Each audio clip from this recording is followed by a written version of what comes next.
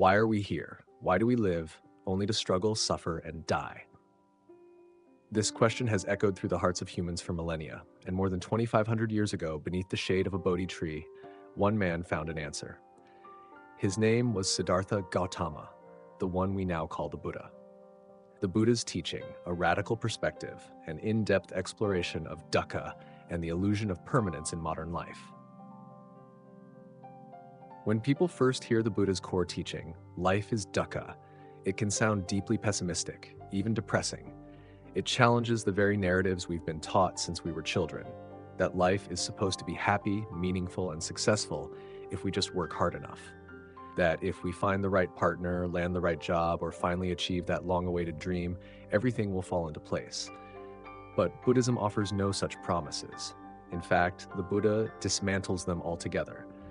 He doesn't point us toward the pursuit of more. He points us toward a kind of seeing, a clarity that cuts through the illusions we've built around ourselves.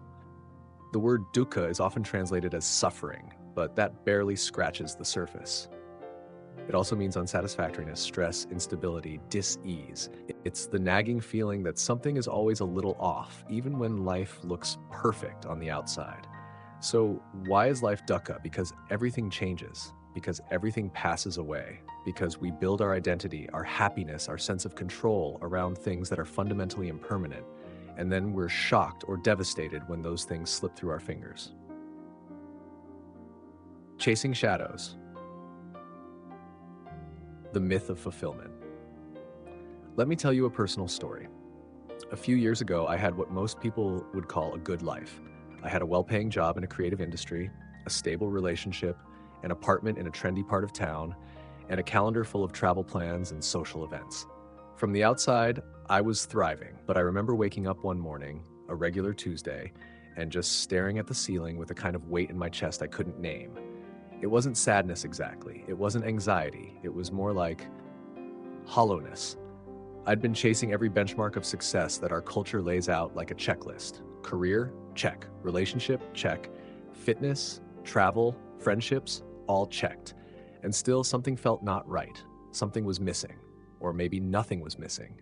Maybe I was just expecting something from life it couldn't give. At that time, I came across a quote from the Buddha.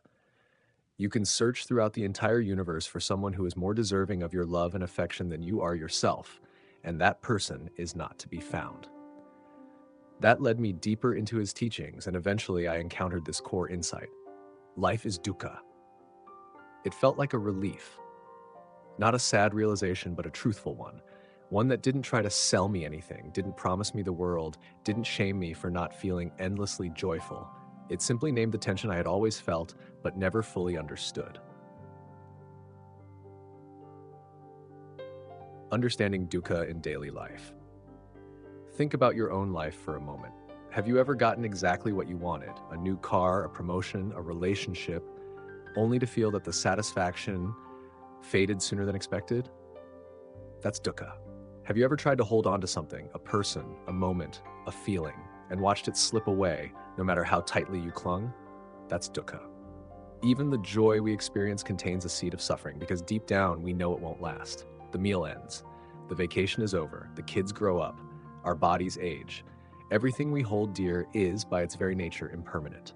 The Buddha's teaching wasn't about making life grim. It was about helping us see things as they really are, not as we wish them to be. The illusion of permanence. Most of us walk through life with a silent assumption that things will stay the way they are, or that they should. We expect our health to stay stable. We expect our relationships to stay harmonious. We expect our jobs to keep us financially safe. We even expect our minds to remain consistent and rational. But life is a stream, not a statue. It's always moving, always shifting. Trying to freeze it into place is like trying to hold water in your hand. The tighter you squeeze, the faster it slips through. That's where suffering begins, not from change itself, but from our resistance to change. Clinging, the root of the storm. The Buddha pointed out that clinging, or tanha, is the heart of suffering. We cling to pleasure, to identity, to beliefs, to routines, to people we love. And clinging makes sense. We want to feel secure in a world that feels unstable. It's human. But the more we cling, the more life hurts us when it inevitably moves on. Think of someone who's obsessed with staying young. Every wrinkle becomes a crisis. Every birthday feels like a threat. Instead of aging gracefully, they age in resistance and suffer more because of it. Or take someone who clings to a relationship. Even when it becomes unhealthy, they stay because the idea of letting go feels like death. But in clinging, they're not truly living either. They're trapped in fear. I've seen this in myself too, clinging to plans, identities, even narratives of who I thought I was supposed to be. And each time, life had a way of cracking those illusions open, not out of cruelty, but out of truth. Is this all there is? A lot of people come to Buddhism not because they're in crisis, but because of a quieter question that haunts them in the in-between moments. Is this all there is? They may have everything, a house, a spouse, kids, retirement accounts, and still feel a background ache that can't be named. That ache isn't a sign of failure. It's not depression or weakness. It's dukkha whispering the truth. You are clinging to what cannot satisfy you. That truth can feel uncomfortable, but it's also the beginning of freedom, because once we see the pattern, we can stop trying to fix the symptoms and start understanding the root. Letting go, not giving up but waking up. Letting go is often misunderstood. People hear non-attachment and think it means apathy, as if we're supposed to not care, not feel, not love. But the Buddha wasn't promoting numbness. He was pointing to a way of relating to life with open hands instead of clenched fists. Letting go doesn't mean not loving. It means loving without clinging. It means appreciating a flower without trying to freeze it in bloom. It means loving a person without trying to possess or control them. It means living a life that values presence over permanence. That's not weakness, that's wisdom, freedom within change. When we truly accept the nature of dukkha, when we stop demanding that life be something it can't, something incredible happens. We start to relax. We stop chasing the next thing to complete us. We stop blaming ourselves for the impermanence of joy. We stop living on a treadmill of conditional happiness. Instead, we begin to find peace in the unfolding. We meet each moment with curiosity instead of expectation. Even in sorrow, we begin to feel a kind of spaciousness. Even in pain, we glimpse a lightness, because we're no longer making it worse by insisting it shouldn't be there. A gentle awakening. Sometimes we imagine enlightenment as a bolt of lightning, a sudden, all-consuming moment of transformation. But for many people, awakening begins quietly. It starts with a sigh, a breath, a soft realization. This is just how life is. Not in a resigned way, but in a compassionate, liberated way. We begin to forgive life for not being perfect. We begin to forgive ourselves for not being in control. We begin to find grace in what is, rather than despair in what isn't. A final story. My father's hands. Before my father passed away, I used to sit by him in silence, just holding his hand. His skin had become thin, his fingers shaky. The man who once carried me on his shoulders now needed help walking to the bathroom like it was one of the hardest and most beautiful times in my life. Everything I clung to about him, his strength, his stability, the myth of his immortality, began to dissolve. And in that letting go, I found something deeper. Presence, love, peace. There was nothing left to chase, nothing left to fix. Just being with him as he was, moment by moment. And in that space, I felt a freedom I had never known. That to me is what the Buddha meant. Not a life without sadness, none, but a life where we stop fighting what is real. The radical gift of dukkha. So yes, the Buddha's teaching is radical. Not because it's dark, but because it tells the truth we spend our whole lives trying to avoid. Nothing we cling to will last. But in letting go, we find something deeper than permanence. We find peace. We find clarity. We find freedom. That's not giving up on life. That's waking up to life, exactly as it is. The foundation: impermanence, non-self, and karma, a practical human perspective. Buddhism is often seen as abstract, distant, or overly philosophical, but when we really pause to understand its foundational teachings, impermanence, non-self, and karma, we begin to see that they speak directly to our everyday struggles, why we suffer, why we fear change, and how we can live with more peace, clarity, and resilience. These are not ideas meant to be merely studied or admired. They are meant to be lived. Let's begin by breaking them down individually, exploring how each principle shows up in our lives, and more importantly, how embracing them can shift our relationship with reality in a deeply transformative way. Anicca, anicca, impermanence. Everything changes. That's the short version. But in practice, this is one of the hardest truths for human beings to fully accept. We resist it constantly.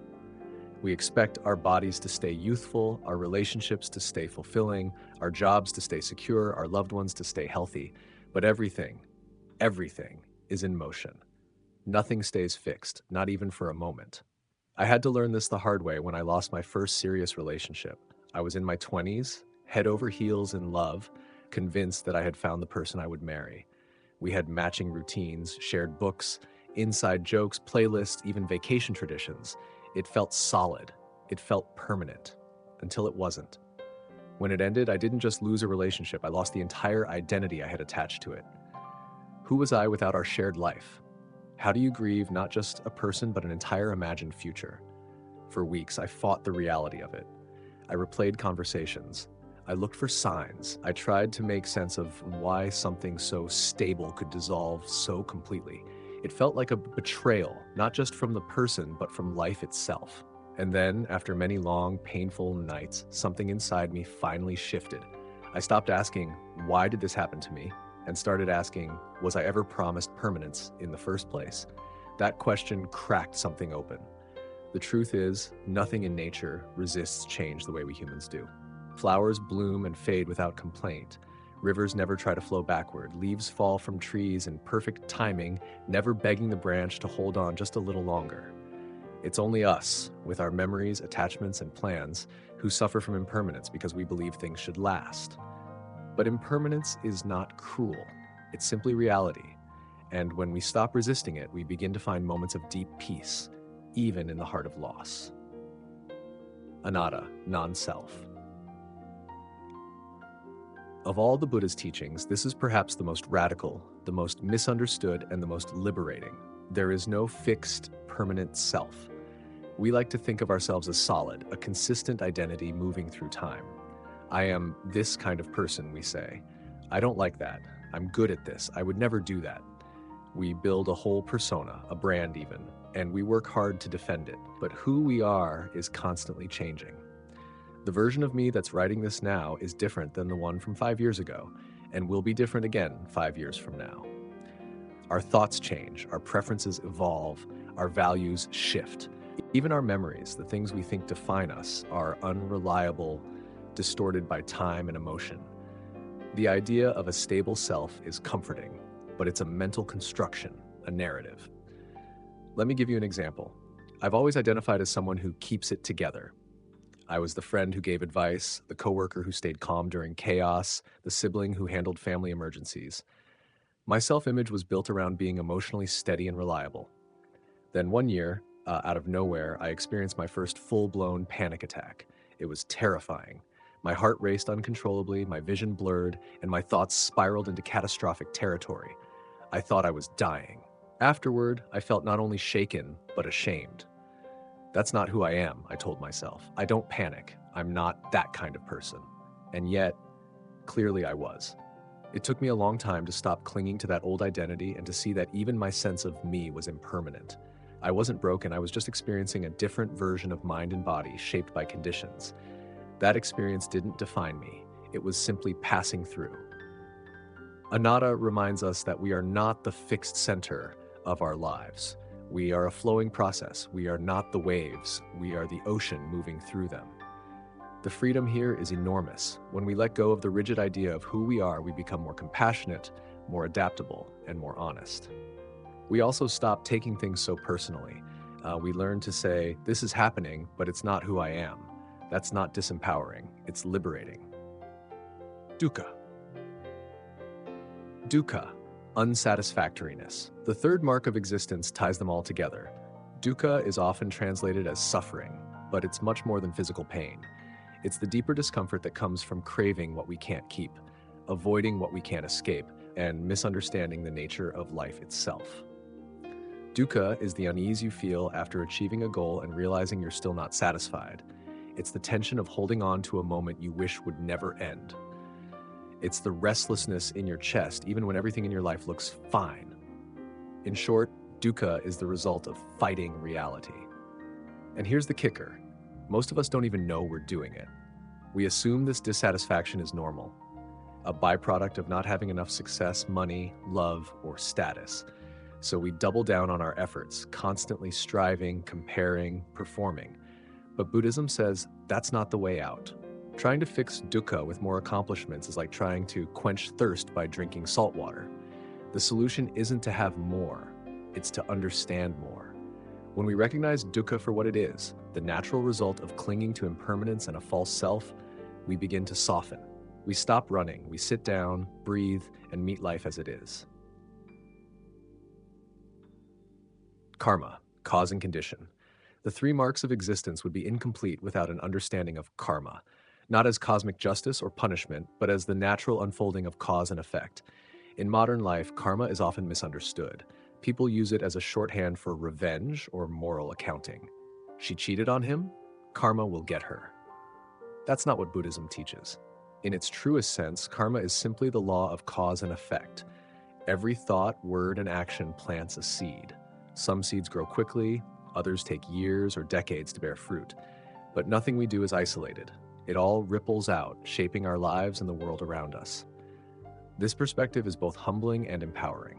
It reminds us that while we can't control everything, we do participate in the unfolding of our reality. Let me share a moment from my own life. There was a period when I was deeply stuck, emotionally, spiritually, and professionally. I felt like I was waiting for something outside of me to fix everything. The perfect job, the right teacher, the epiphany that would save me. But nothing changed until I started changing how I showed up each day. I started meditating regularly. I began practicing kindness even when I didn't feel like it. I apologized for things I had avoided. I told the truth more often. I chose silence instead of arguing, small shifts, imperfect and unglamorous. And slowly the external things began to shift too. Not because I controlled them, but because I changed my relationship to them. Karma isn't magic. It's not about rewards or punishments from the sky. It's about planting different seeds and being patient enough to water them consistently. No reward, no punishment, just ripening. One of the most profound insights in this teaching is that we are not here to be judged. Life isn't about being good to get a prize or bad and get punished. That's a transactional worldview, and Buddhism points to something deeper. There is no cosmic scorekeeper, no divine vending machine dispensing fortune or misfortune. There is only this: actions have consequences, and those consequences are natural, not moralistic. If you lie often, trust erodes, not because the universe is angry, but because people eventually stop believing you. If you nourish your body and mind, you feel more clarity, not because you earned it, but because cause leads to effect. If you meet suffering with compassion, your heart softens, not because someone rewards you, but because that's how the mind works. This view is deeply respectful. It treats us like grown-ups. It invites us to live with integrity, not out of fear, but out of understanding. Putting it all together. When we combine impermanence, non-self, unsatisfactoriness, and karma, we begin to see life with new eyes. We stop expecting things to stay the same. We stop clinging to identities that don't serve us. We stop chasing perfection in a world made of change. We start taking responsibility, not for everything that happens, but for how we respond. These teachings are not abstract theories. They are deeply practical. They can change how we grieve, how we love, how we age, and how we forgive. They help us meet life with a little more wisdom, a little less resistance, and sometimes that makes all the difference. The misunderstanding: we must achieve something. Modern society is steeped in a philosophy of achievement. From the moment we are old enough to walk, we are told that life has a linear trajectory. Go to school, get good grades, get into a good college, build a successful career, find a partner, buy a house, raise kids, retire with savings, and leave a legacy. This message is everywhere, in commercials, in classrooms, in social media feeds, even in casual conversations. The pursuit of purpose, success, and happiness is treated as not just a choice, but a duty. If you're not actively chasing something, society assumes you're either lost or lazy. The dominant culture tells us, find your purpose, build a legacy, chase happiness. It's an enticing narrative. There's nothing inherently wrong with having goals or dreams, but the underlying assumption is dangerous, that something out there will complete you, that your worth is tied to your productivity, that your life only matters if it leaves a mark. But what if that entire premise is flawed? According to the Buddha's teachings, the idea that we must achieve something in order to be fulfilled is a fundamental misunderstanding. The Dharma offers a radically different approach. See clearly, let go, wake up. This isn't just poetic language. It's a challenge to the very structure of our belief system. Instead of finding meaning through acquisition or legacy, Buddhism invites us to recognize the illusions we live under. One of the most persistent illusions is that life is a game we are supposed to win. In this game, we're constantly comparing, competing, climbing. Our milestones become measurements of worth. Our failures feel like moral shortcomings. We don't just want to succeed, we fear being irrelevant. This game mindset shows up in everything. We hustle for titles, followers, status, security. We idolize those who made it and pity those who didn't. Even our spirituality gets co-opted. We turn meditation into a productivity hack, mindfulness into a performance enhancer. But the Dharma whispers a deeper truth. The game itself is the illusion. Let me tell you a story from my own life. Several years ago, I landed what I thought was my dream job. It was high-paying, creative, and prestigious. I had worked tirelessly to get there. My parents were proud, my friends were impressed, my LinkedIn was glowing. But something felt off. Every morning I would wake up with a subtle heaviness in my chest. I ignored it at first, blaming stress or poor sleep. But over time it grew louder. Even as I checked off achievements, I felt like I was drifting further from myself. Meetings felt hollow. Projects that once excited me felt meaningless. I was doing all the right things, but none of it felt real. One night, I stayed late at the office to finish a presentation. The building was empty. I stood by the window overlooking the city, watching thousands of lights flicker in the distance. I remember thinking, is this it? Is this what success feels like? In that moment, a strange peace washed over me. Not because I had found an answer, but because I had finally admitted the question. I had been playing the game so long I forgot to ask whether I even believed in it. That night marked the beginning of a slow unraveling. I started meditating seriously, not as a stress reduction tool, but as a way to inquire. I read more Buddhist texts, listened to Dharma talks, and started sitting in silence every morning. The more I did, the more I realized that my suffering wasn't from failing at the game. It was from believing the game was real. The Buddha didn't say life is about achievement. He said life is marked by impermanence, suffering, and non-self. That everything we cling to for identity or meaning is ultimately unstable. That our attempts to win at life are based on the illusion that there is a permanent self who can own permanent success. See clearly means recognizing this. It means looking directly at the ways we try to construct our identity through status, productivity, or even morality. It means noticing how fragile our sense of self becomes when our achievements are threatened. Let go doesn't mean giving up on life. It means loosening our grip on false promises. Letting go of the belief that happiness lies one goal away. Letting go of the belief that your value is something you have to earn. Wake up means stepping out of the trance of striving. It means realizing that you are already whole, not because you've done enough, but because you are enough. It means coming home to the present moment, which is the only place life actually happens. Now, this isn't a call to become passive or indifferent. It doesn't mean you shouldn't have dreams or work hard, but it does mean asking why. Why do I want this goal? What do I think it will bring me? Am I chasing a feeling I already have access to if I would only stop and notice? The teachings of impermanence and non-self help us here. When we understand that every achievement will fade, that no self is fixed, we begin to see how much energy we waste trying to build sandcastles in the tide. A friend of mine once told me, "My greatest fear isn't failure. It's succeeding at something that doesn't matter." That line haunted me. Because so many of us do exactly that. We climb ladders that are leaning against the wrong walls. We win games that leave us emptier than when we started. The Dharma doesn't offer a new ladder to climb. It offers a way to step off the ladder altogether. To live with awareness is to see that nothing outside of you can grant lasting fulfillment. That purpose is not something you chase. It's something you uncover layer by layer as you begin to live with presence. So if you're feeling lost, maybe you're not broken. Maybe you're just waking up. Maybe the discomfort you feel is not a sign of failure, but a quiet invitation to stop running, to see clearly, to let go, and to remember who you are beneath all the striving. Because the greatest misunderstanding isn't that we must achieve something, it's that we were ever incomplete to begin with. Real life example. The millionaire who felt empty. I once knew a man who had it all. A story that in today's culture would make headlines and earn likes, shares, and admiration. He was the kind of person who had built an empire from nothing, a classic self-made millionaire. Fancy suits, glossy offices with skyline views, a full calendar, a list of accolades, people constantly wanting his time. On paper, he was the dream, the person many aspire to be. But late one night, over dinner in a quiet restaurant, when the noise of his life had settled for just a moment, he looked across the table and said something I never forgot. "Every night I go home feeling like a ghost." That sentence stayed with me for years. It unraveled everything I thought I knew about success. Because here was a man who had done everything right according to society's playbook.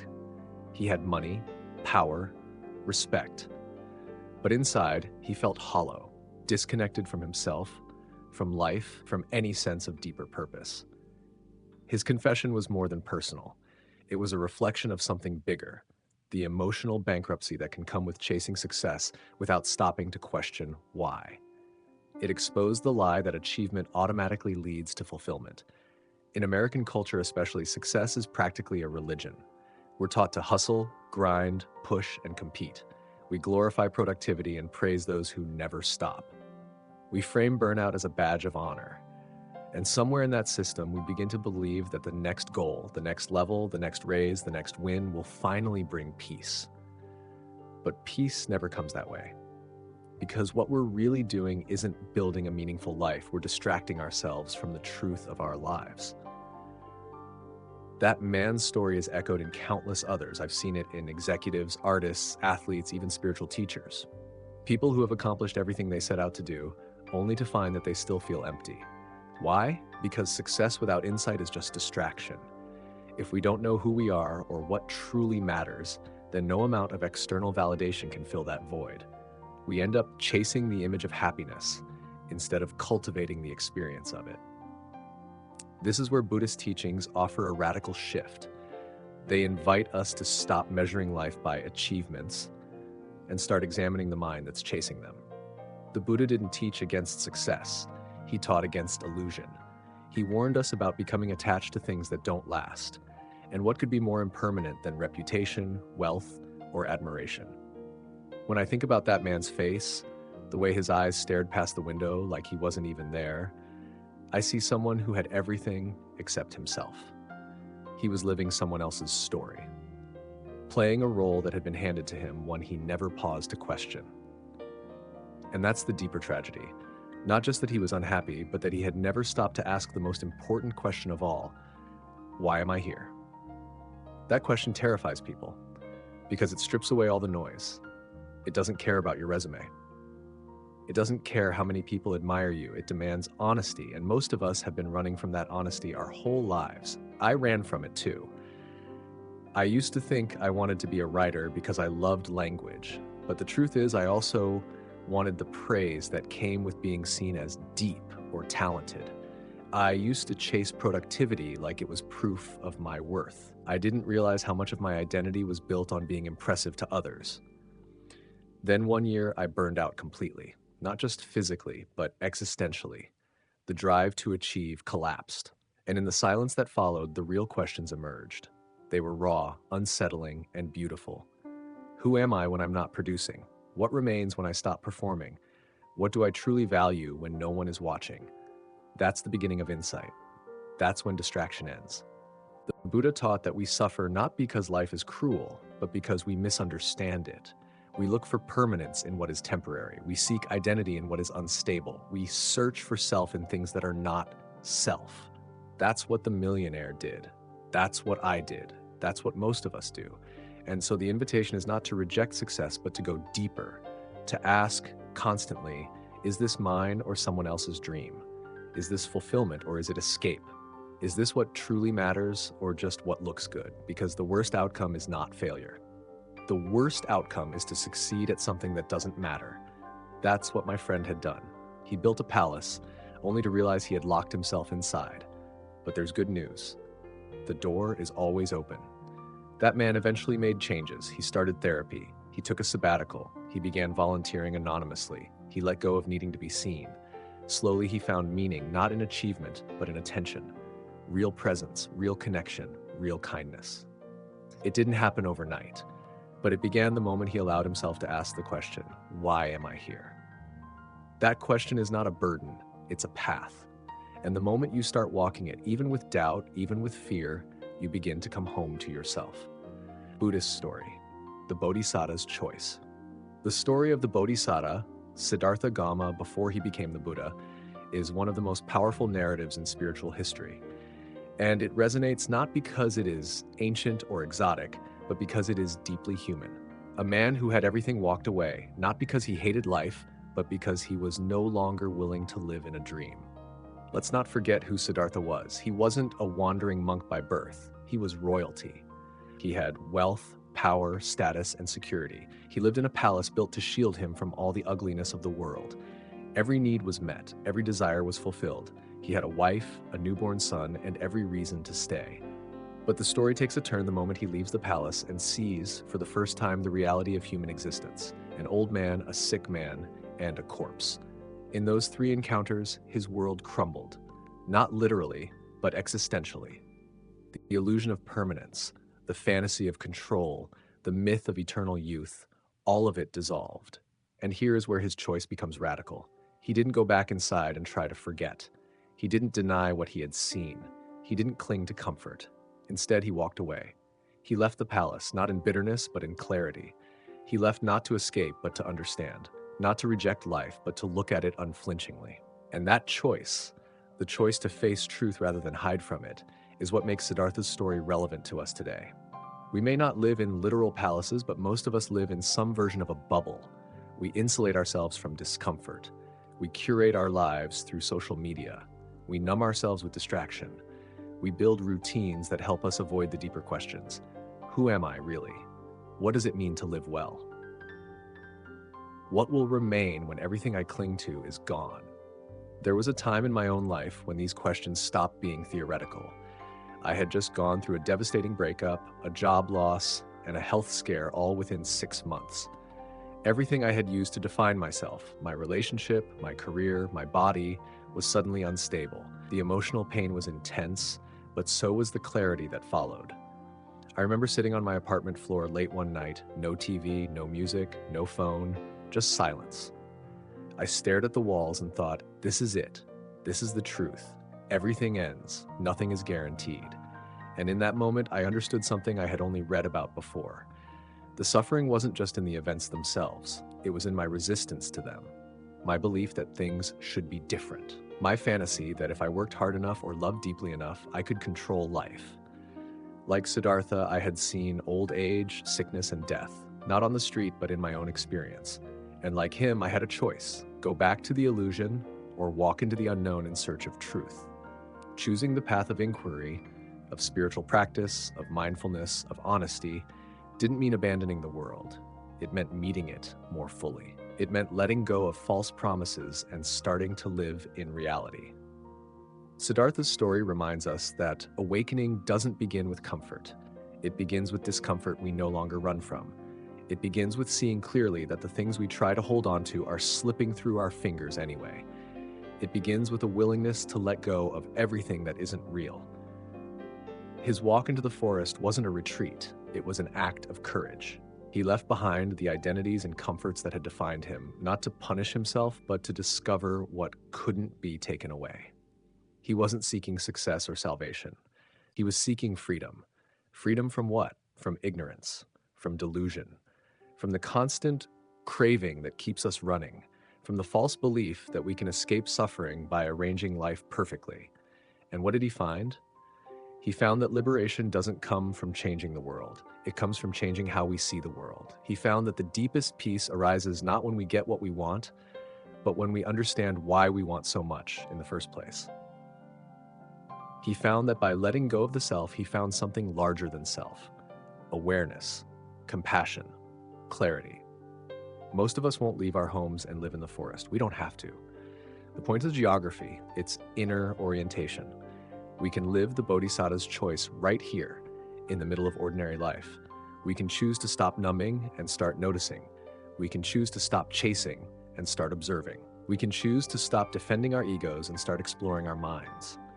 Every day, we stand at the edge of our own palace.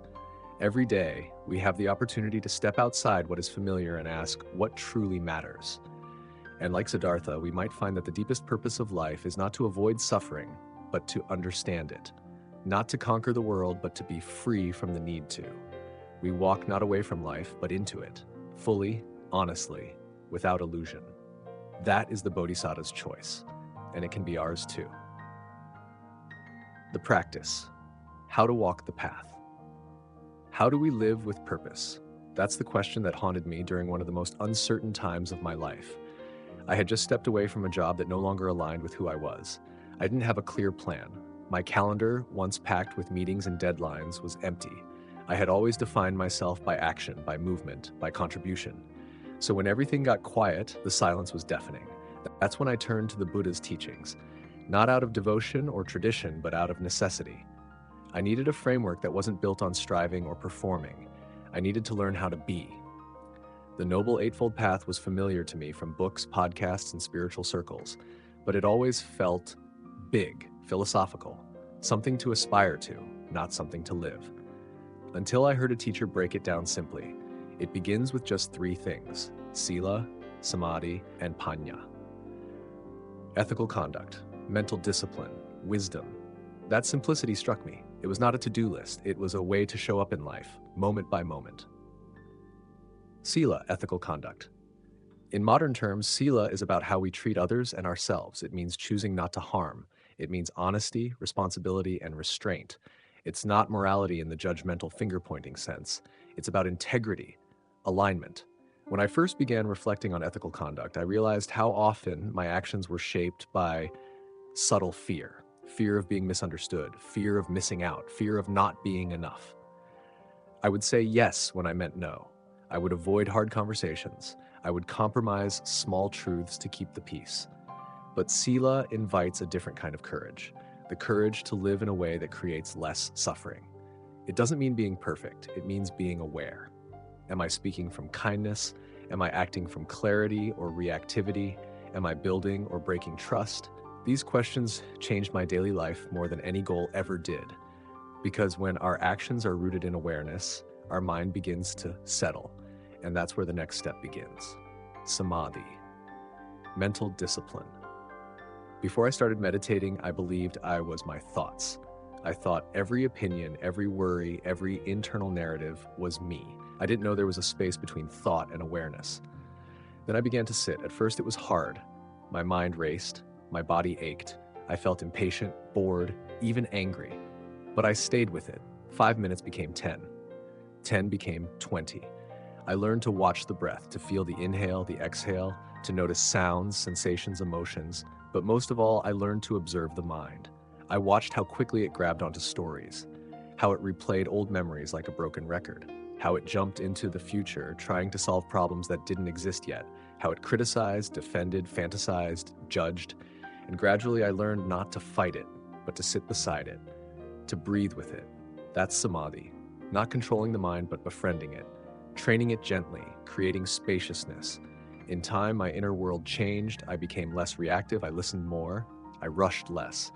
My sense of self became less rigid. I still had preferences, moods, emotions, but they felt lighter, like clouds passing rather than concrete blocks. The mind calmed, and into that stillness, something else emerged. Panya, wisdom. Wisdom isn't about knowing everything. It's about seeing clearly. Panya arises naturally when we live with ethical integrity and a trained mind. It's not something we force. It's something we uncover. For me, wisdom often came not during meditation, but after, in small moments, washing dishes, talking with a friend, walking down the street. It was the insight that I don't need to believe every thought, the realization that fear often disguises itself as logic, the awareness that letting go is not loss, but liberation. Panya showed up in how I made decisions, how I handled conflict, how I responded to my own imperfections. It turned judgment into curiosity. It made space for compassion. The more I practiced, the more I saw how interconnected these three elements are. Sila supports samadhi. Samadhi gives rise to panya, and panya deepens our commitment to sila. It's a cycle, not a staircase. A practice, not a project. What helped me most was realizing that this path isn't about becoming someone new. It's about becoming more yourself by dropping what isn't real. It's not about arrival, it's about presence. There were mornings I didn't want to sit, days I forgot to reflect, moments I failed to act ethically. But the path doesn't demand perfection, only sincerity. Purpose stopped being a destination. It became a way of walking, to sit in stillness, to watch the breath, to notice how the mind clings and judges and wanders, and gently, without shame, to bring it back. That's the practice. Not because it makes you productive, not because it earns praise, but because in that stillness, you remember, you are already home. Reflection, a question for you.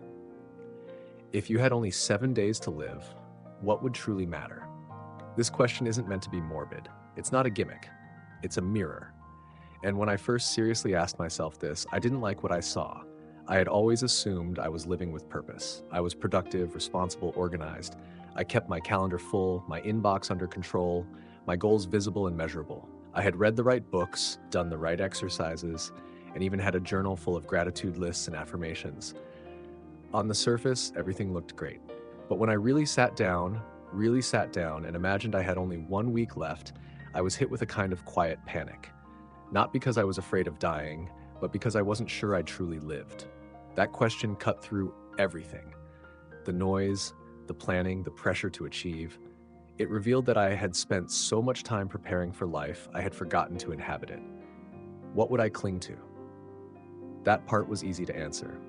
I would cling to the people I love, my partner, my parents, a few close friends. I would cling to small moments. Morning light on the kitchen table, laughter around dinner, holding someone's hand without needing to say anything. But it also made me see what I had been clinging to unnecessarily. My image, my plans, the idea of being someone important or well-liked. I saw how much of my energy had gone into maintaining things that, in the face of death, meant almost nothing. I remembered a specific moment from years ago. I was in a coffee shop on deadline working on a freelance article I didn't care about. I was trying to impress an editor, build my portfolio, expand my reach, standard hustle culture stuff. In the middle of writing, I looked up and saw a father helping his daughter with her hot chocolate. She must have been 4 or 5. She was laughing because the whipped cream had gotten on her nose, and he was gently wiping it off while smiling. That image, that moment, stopped me. It was so ordinary, so real. It wasn't trying to be anything. It just was.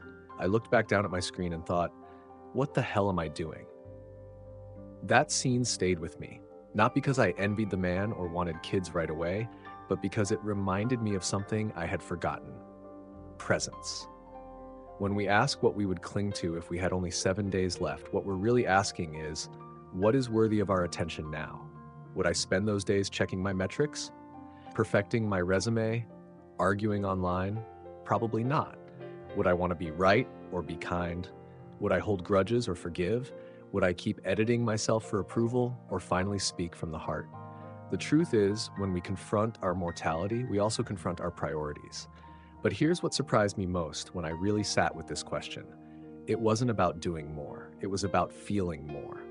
Not chasing adventure, but paying attention. Not crossing items off a bucket list, but sinking into the moment I was already in. That's where awakening begins. Because awakening isn't a mystical event reserved for monks or mountaintops. It's a shift in perception.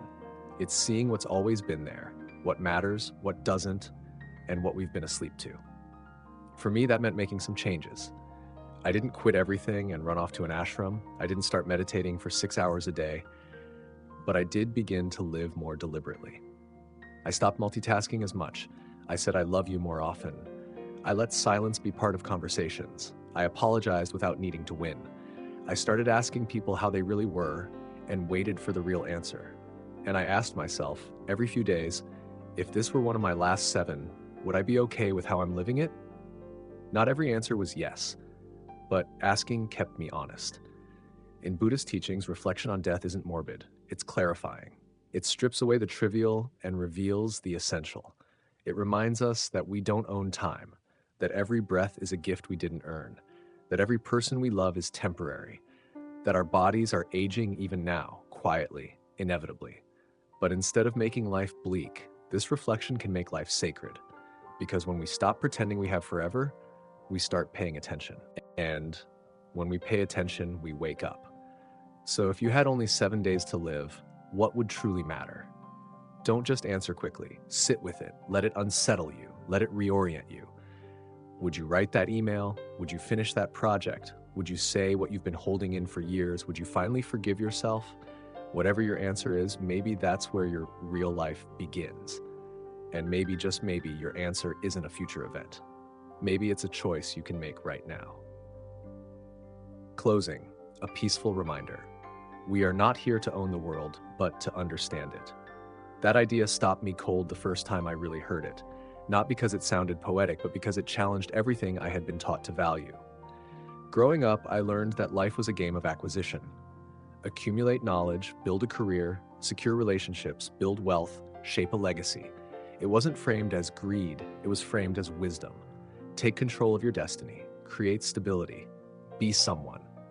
But over time, I started to notice something unsettling. The more I tried to own life, to control it, define it, bend it to my will, the more anxious I became. There was always something slipping through my fingers, an opportunity missed, a friendship fading, a goal I hadn't met. The tighter I gripped, the more fragile it all seemed. Then I encountered the idea that maybe we're not here to own life at all. Maybe we're here to understand it. That shift in perspective changed everything. Understanding doesn't mean controlling, it doesn't mean fixing. It means witnessing, it means being curious, open, present. It means asking over and over again, what is this moment teaching me? How can I meet it fully without needing it to be different?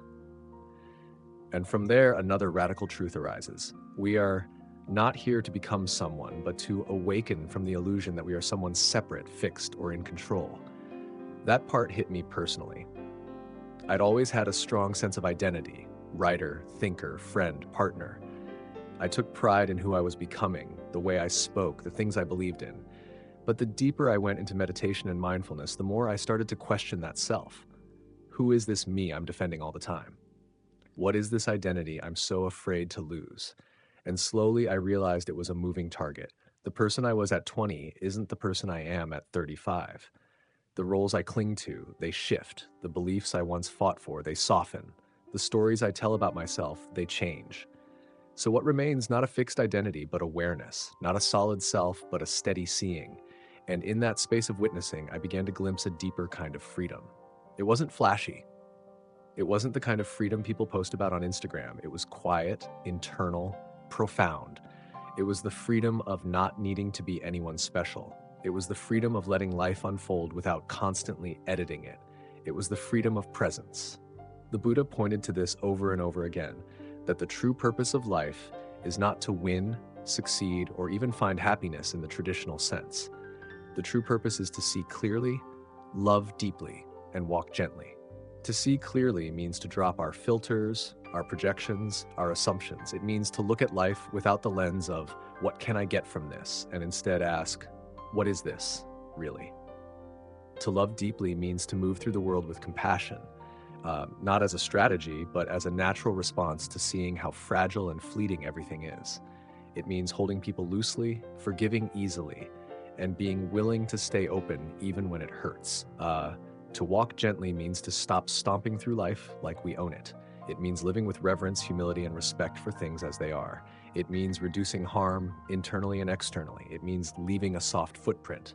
And perhaps, just perhaps, in that clarity, that love, that gentleness, we begin to taste real freedom.